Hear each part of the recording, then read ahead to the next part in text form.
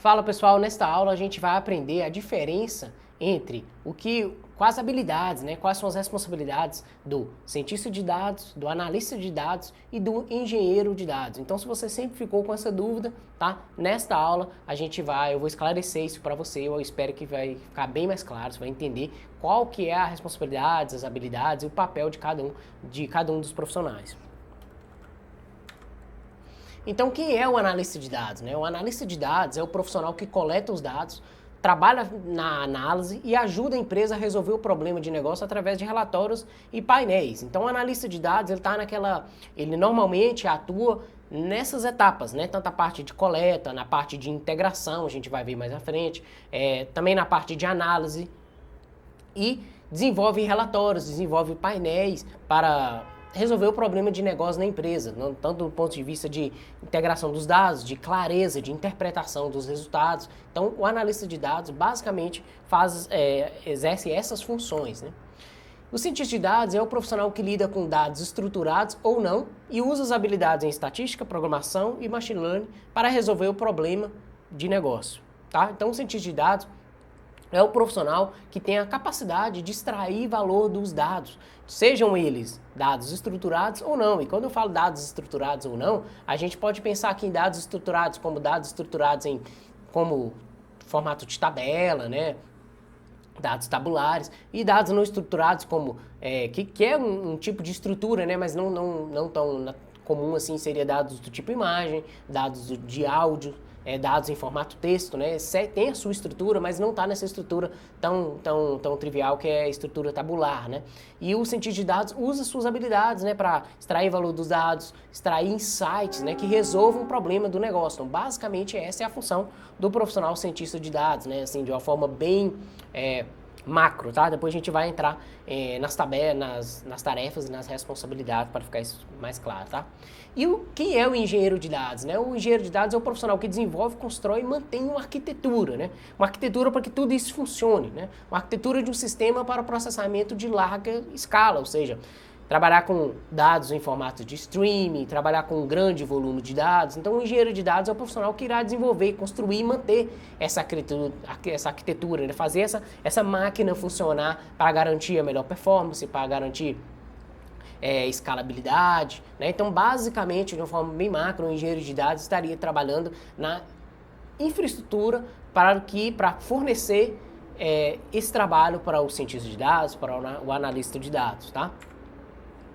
E aqui a gente tem, de forma mais clara, né, de forma mais micro também, né, de uma maneira mais micro, a gente tem as habilidades de cada um dos profissionais. Então, o cientista de dados, né, ele precisa desenvolver as habilidades em estatística e análise, né? Como eu disse, a gente faz muitas análises estatísticas, muitas análises exploratórias para retirada de insights, para entender a natureza dos dados, o relacionamento, né? A gente tem habilidades em atividades de data mining, e aqui a gente pode extrapolar para algoritmos, técnicas, ferramentas, né? E são exemplos, ferramentas de pré-processamento de dados, técnicas, modelos de análise de dados, detecção de anomalias, né? A gente tem que ter habilidades em machine learning e deep learning, né? O cientista de dados atua de forma bem forte com machine learning e deep learning. Visualização de dados, já que a gente precisa, né, visualizar os nossos dados, apresentar os resultados das nossas análises. A gente precisa de habilidades em programação, então para quem acredita que o cientista de dados não deva saber programar, está errado, né? A gente tem que saber programar, a gente como cientista de dados, a gente tem que ter habilidade em programação, e aqui eu não falo uma habilidade de programação avançada, você não precisa ter conhecimento avançado em engenharia de software, né? Para isso a gente tem um engenheiro de software, né? Mas você tem que saber sim programar utilizando uma das linguagens como Python, R, SAS, saber de SQL, programação, um pouco da programação Java, tem alguns frameworks e ferramentas que exigem isso, tá? E também já na parte de framework, a gente lida, né? A gente precisa ter habilidades para lidar com frameworks como a parte Spark, Pig e um pouco de Hadoop, tá? O analista de dados, como eu disse, ele está mais naquela parte de coleta, integração dos dados e também de construção de painéis e relatórios, tem que ter as habilidades para trabalhar com data warehousing, scripting e análise estatística, né? Também para trabalhar junto com o cientista de dados nessa parte de análise estatística, que saiba construir relatórios e também entenda de visualização de dados. É importante que o analista de dados tenha conhecimento em SQL e bancos de dados relacionais, né, para poder fazer a extração dos dados, para poder fazer coleta dos dados, para poder criar painéis e relatórios. É importante, né? A linguagem SQL é a linguagem que que nos permite fazer consulta, né, inserção de dados em bancos de dados relacionais. O analista de dados lida com ferramentas como Excel, SAS, SPSS. Já o engenheiro de dados também tem que ter habilidades para trabalhar com Data Warehousing e processos de ETL. E aqui eu falo até de uma forma muito mais forte do que o analista de dados, né? Já que é o engenheiro de dados que vai fornecer todo esse sistema, né? Então, fornecer todo esse sistema para a gente ter performance, escalabilidade, segurança, para a gente trabalhar com streaming de dados, para a gente trabalhar com grandes volumes, né? E também é importante que o engenheiro de dados tenha conhecimento e habilidades em programação, para trabalhar com Python, trabalhar com linguagem Java, trabalhar com SAS. E por que da linguagem Java nesse caso, né? Muitos dos frameworks que o engenheiro de dados trabalha no seu dia a dia são desenvolvidos em Java, né? Ou seja, tem uma base utilizando a linguagem Java, né? O engenheiro de dados precisa ter habilidade também para trabalhar com Hadoop, linguagem SQL, banco de dados relacional e NoSQL, né? Ou seja, banco de dados que não trabalham com a linguagem SQL. Machine Learning, né? É preciso que o engenheiro de dados tenha conhecimento em Machine Learning, não tão aprofundado quanto o engenheiro, mas é importante que tenha esse conhecimento, né? E os frameworks que o engenheiro de dados trabalha, nesse caso, são o Hadoop, o MapReduce, o Hive, o Pig, o Apache Spark e dados, né, em formato stream, no Data Stream. Então, são habilidades gerais, né? São habilidades gerais de cada uma das profissões, né? De cada um dos profissionais. Então, a gente pode observar que aqui o cientista de dados, ele vai atualizar muito mais próximo de tarefas relacionadas ao negócio, né? O cientista de dados, como trabalhar muito forte com a parte de estatísticas, de análise, de machine learning e deep learning, visualização de dados. O analista de dados, nessa parte de coleta de dados, né, isso envolve Data Warehouse, script, relatórios e visualização, e o engenheiro de dados mais para a parte, mais habilidades que requerem trabalhar com a parte de mais infraestrutura, tá? E as responsabilidades, né? Qual que é a responsabilidade de cada um dos profissionais? Então, a responsabilidade do cientista de dados é desenvolver, testar e manter modelos, né? Criar, desenvolver, otimizar, fazer um planejamento estratégico para a Data Analytics, então, ou seja, fazer um planejamento tanto do ponto de vista técnico quanto também do ponto de vista de negócio, saber qual o problema que será resolvido e, para isso, qual a tarefa que será utilizada, né, para resolver determinado problema. Realizar análise exploratória dos dados, detectar e tratar anomalias nos dados, analisar performance e métricas. Então, ou seja, a gente como cientista de dados precisa realizar análise exploratória dos nossos dados para encontrar insights, detectar e tratar anomalias nos dados para a gente fazer pré-processamentos, né, para a gente não tomar decisões precipitadas e enviesar, né, criar modelos enviesados, analisar performance e métricas dos nossos modelos, dos nossos algoritmos, tá? Inferir, interpretar, análise. Então é importante que o cientista de dados tenha a capacidade de inferir e saiba interpretar as análises que ele desenvolveu, até porque a gente precisa apresentar esses resultados para a área de negócios, né? E mostrar que o nosso trabalho, mostrar que o trabalho que foi desenvolvido, né, é útil, é importante para resolver determinadas demandas do negócio, resolver problemas do negócio. Já o analista de dados tem as responsabilidades que é fazer a integração dos dados, coletar dados a partir de bancos de dados, gerar relatórios e visualizações para fornecer um melhor entendimento dos dados. Então, nessa parte visual, nessa parte de integração, o analista vai trabalhar junto com o cientista de dados, né? São dois profissionais que têm um forte relacionamento, tá? E as responsabilidades do engenheiro de dados é desenvolver, testar e manter as arquiteturas, né, que envolvam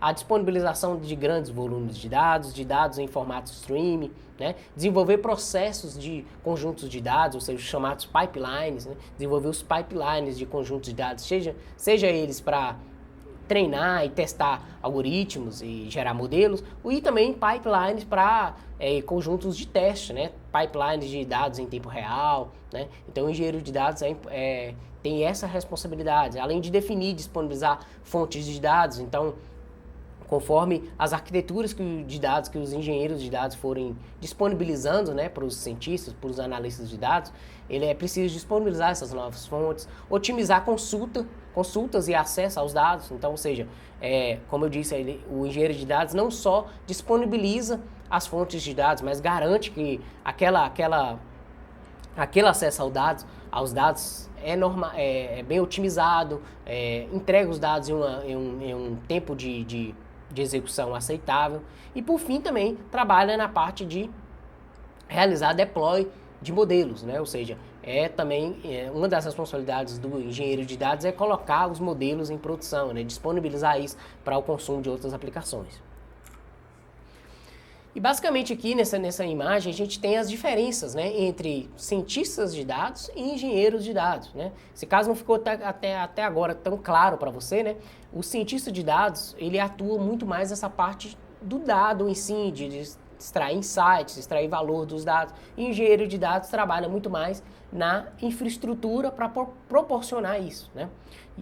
Então, o cientista de dados ele é voltado aos insights, então, de forma geral, ele é voltado o objetivo final é recuperar, é extrair insights a partir dos dados, é entregar resultados para os usuários de negócio, porque toda e qualquer solução, projeto que envolva Data Science, o objetivo final é entregar resultado, é agregar valor ao negócio, né?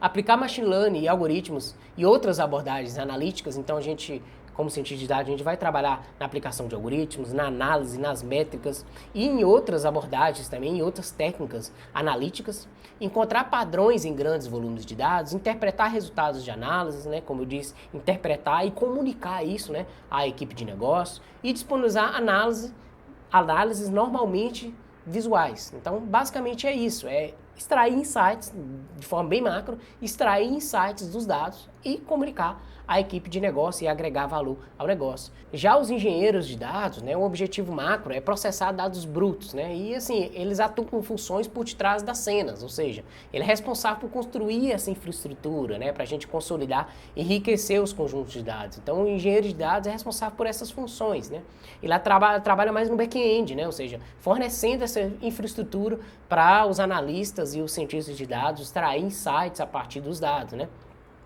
E claro que essa infraestrutura, né, tem que fornecer esse acesso aos dados de forma performática, né, de maneira performática, para que o projeto fique viável, tá? Então, assim, quando a gente está falando de projetos que envolvam um ambiente Big Data, né, com um grande volume de dados, é indispensável, ou seja, na verdade é fundamental a presença do engenheiro de dados que vai manipular, né, fazer o processamento desse grande volume de dados em larga escala. E além de manter e desenvolver essa infraestrutura, o engenheiro de dados também também tem a responsabilidade de monitorar e manter esses sistemas, tá? E preparar esses dados para as possíveis análises. E quando eu falo preparar, como eu disse, é disponibilizar essas fontes de dados de maneira performática, né? Para que a gente, como cientistas e analistas, consigamos coletar esses dados, né? Recuperar esses dados de maneira mais fácil possível, mais performática possível, para extrair os insights e agregar valor ao negócio.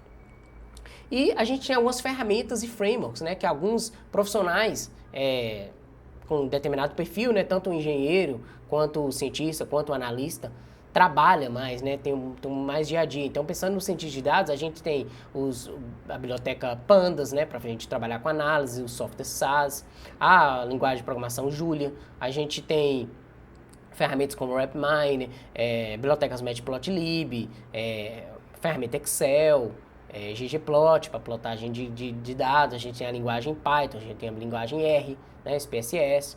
Então, o engenheiro de dados, né, vai estar mais ambientado, né, vai estar mais no dia a dia trabalhando com ferramentas como MongoDB, frameworks como o Hadoop, trabalhar com Neo4j, PostgreSQL, né, as linguagens, bancos de dados relacionais como PostgreSQL, MySQL, bancos de dados não relacionais como Cassandra. E tem tecnologias, frameworks, ferramentas que estão fazem essa interseção, né? Que são do dia a dia também dos cientistas de dados, como também do engenheiro, como o Spark, a linguagem Java, o Scala, a linguagem Scala, a linguagem C Sharp, Storm, né? Então tem outras aqui que não apareceram aqui, né? Como o PySpark, que é uma biblioteca para trabalhar com Spark também, que está ali nessa interseção, né? São ferramentas, linguagens e softwares que estão nessa interseção entre os dois mundos, né? Tanto o mundo da engenharia de dados quanto o mundo da ciência de dados e da análise de dados. E quais são os salários, né? Assim, eu peguei a fonte aqui do Glassdoor, que é a fonte confiável, e a gente tem a média salarial para cientista de dados no mundo de 137 mil dólares por ano, analista de dados em torno de 67 mil dólares por ano e engenheiro de dados em torno de 119 mil dólares por ano. Então, como eu disse, essa é a fonte do Glassdoor, né? Um site que a gente tem informações de emprego e consolida de uma maneira global. E agora eu te faço a pergunta, qual você se identifica, né?